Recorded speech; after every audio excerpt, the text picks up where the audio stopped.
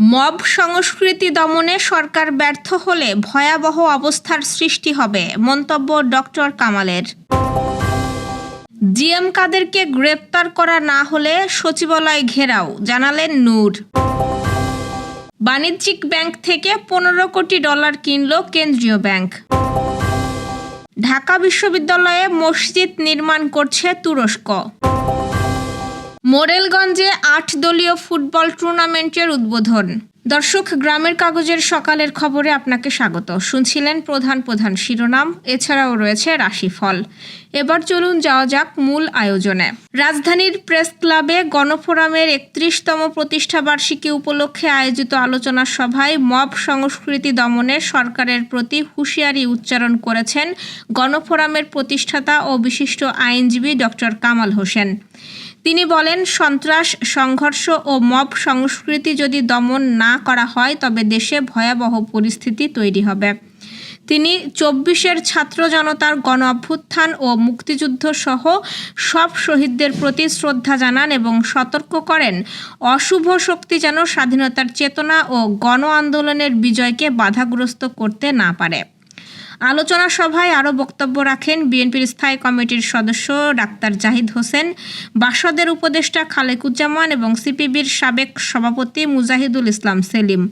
Doctor Kamal হোসেনের মতে, এখন সময়ের দাবি প্রয়োজনীয় সংস্কার, অপরাধীদের বিচার ও একটি সুষ্ঠু নির্বাচন, যাতে গড়ে ওঠে বৈষম্যহীন গণতান্ত্রিক বাংলাদেশ। জিএম কাদেরকে গ্রেপ্তার করা না হলে সচিবালয় ঘেরাও কর্মসূচি দেওয়া হবে বলে জানিয়েছেন গণ অধিকার পরিষদের সভাপতি নুরুল হক নূর। শুক্রবার রাতে সামাজিক যোগাযোগ মাধ্যম ফেসবুকে দেওয়া এক পোস্টে এই মন্তব্য করেন তিনি। ফেসবুকের আরেকটি পোস্টে নুরুল হক নূর বলেন, গণ অধিকার পরিষদের শান্তিপূর্ণ মিছিলে পেছন থেকে জাপা ও লীগের সন্ত্রাসীদের হামলা। যারা জাপার বিষয়ে নীরব, সামনে পরিস্থিতি টের পাবেন, অপেক্ষা করুন। শুক্রবার সন্ধ্যায় জাতীয় পার্টির কার্যালয়ের সামনে গণ অধিকার পরিষদের নেতাকর্মীদের এবং জাপার নেতাকর্মীদের মধ্যে ধাওয়া পাল্টা ধাওয়া ও সংঘর্ষের ঘটনা ঘটে। এতে কয়েকজন আহত হন। পরিস্থিতি নিয়ন্ত্রণে ঘটনাস্থলে সেনাবাহিনী, পুলিশ সহ আইনশৃঙ্খলা বাহিনীর সদস্য মোতায়েন করা হয়। বাণিজ্যিক ব্যাংকগুলো থেকে 14 কোটি 95 লাখ ডলার কিনেছে কেন্দ্রীয় ব্যাংক। ডলারের বিনিময় হার স্থিতিশীল রাখতে এবং রেমিট্যান্স ও রপ্তানি খাতকে চাঙ্গা করতেই কেন্দ্রীয় ব্যাংকের এই উদ্যোগ। বৃহস্পতিবার প্রাথমিকভাবে 3 কোটি ডলার কেনার লক্ষ্যমাত্রা নির্ধারণ করে নিলাম আহ্বান করে কেন্দ্রীয় ব্যাংক। তবে শেষ পর্যন্ত তারা আরও বেশি ডলার কিনে নেয়, যেখানে কাট অফ রেট ছিল ডলার প্রতি 121 টাকা 70 পয়সা। এর আগে 14 আগস্ট কেন্দ্রীয় ব্যাংক 121 টাকা 50 পয়সা কাট অফ রেটে 17 কোটি 6 লাখ ডলার কিনেছিল। নতুন নিলামে কেন্দ্রীয় ব্যাংক কাট অফ রেট অন্তত 20 বেসিস পয়েন্ট বাড়িয়েছে। এর আগে 17টি ব্যাংক 16 থেকে 17 কোটি ডলার বিক্রির প্রস্তাব করে। তবে বাজার পরিস্থিতি বিবেচনায় লক্ষ্যমাত্রা অনুযায়ী 13টি ব্যাংকের কাছ থেকে ডলার কেনা হয়েছে বলে জানান কেন্দ্রীয় ব্যাংক কর্মকর্তারা। ঢাকা বিশ্ববিদ্যালয়ের কেন্দ্রীয় মসজিদ পুনর্নির্মাণ করছে তুরস্কের বেসরকারি সাহায্য সংস্থা IDDEF। উপাচার্য অধ্যাপক ডক্টর নিয়াজ আহমেদ খানের সঙ্গে বৈঠকে IDDEF-এর আন্তর্জাতিক সমন্বয়ক সালাউদ্দিন সিলান নির্মাণের বিভিন্ন দিক নিয়ে আলোচনা করেন। বিশ্ববিদ্যালয়ের সূত্র জানিয়েছে, ইতোমধ্যেই ডিজিটাল সার্ভে ও নকশা প্রণয়নের কাজ চলছে।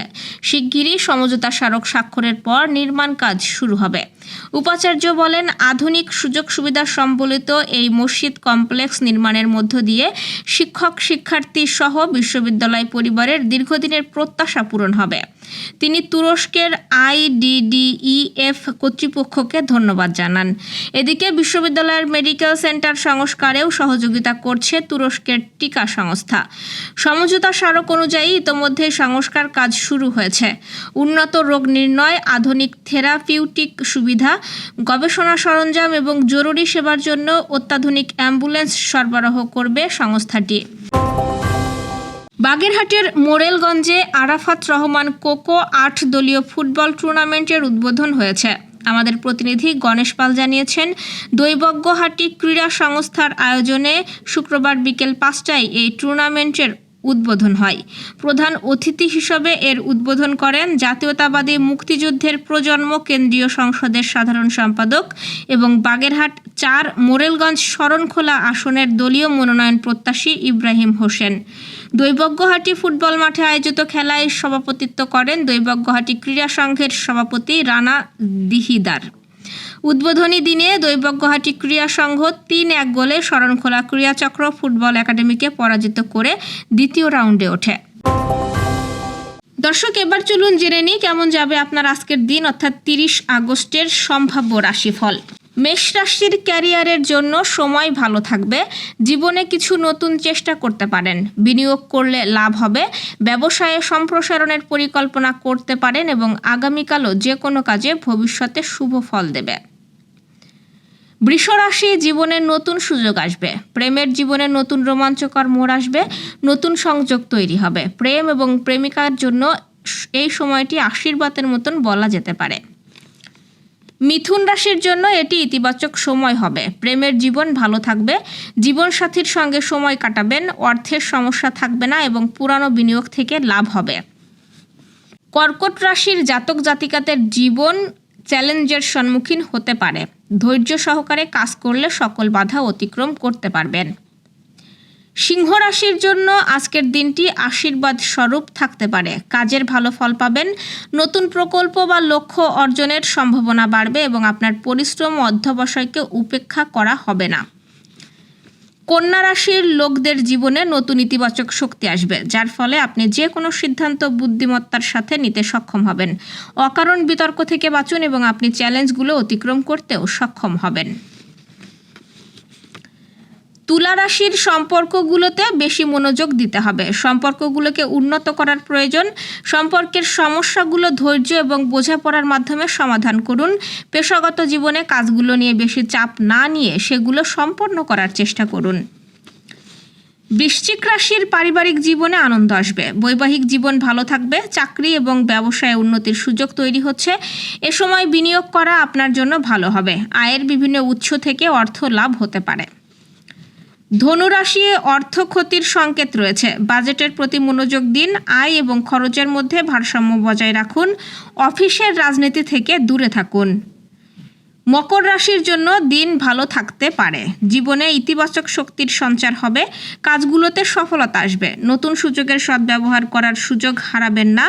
ব্যক্তিগত এবং পেশাগত জীবনের লক্ষ্যগুলোর দিকে ফোকাস করুন এবং সেগুলো অর্জনের জন্য যথাসাধ্য চেষ্টা করুন। কুম্ভ রাশি, কঠোর পরিশ্রমের ফল পাবেন। কাজের প্রতি অধ্যবসায় এবং উৎসর্গের মাধ্যমে ক্যারিয়ারে নতুন অর্জন পাবেন।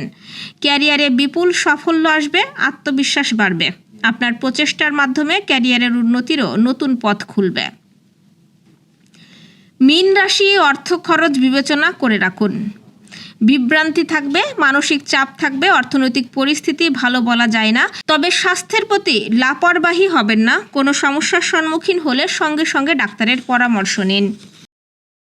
দর্শক, এই ছিল এখনকার আয়োজন। আগামীকাল ঠিক একই সময়ে সকালের খবর দেখতে ও জানতে চোখ রাখুন গ্রামের কাগজের ইউটিউব চ্যানেল ও ফেসবুক পেজে।